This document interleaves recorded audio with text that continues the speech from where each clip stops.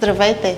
Аз съм Мария Андонова. По образование съм инженер. Завършила съм Технически университет София със специалност индустриален мениджмънт.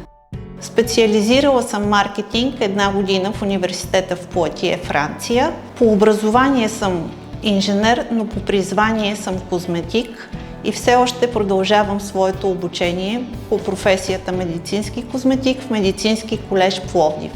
През 2018 година създадох своя първи салон, естетичен център SkinLux, а през 2022 година отвори врати и хайфо центъра, където се предлагат апаратни процедури за лице и тяло с всички възможни хайфо машини и модификации.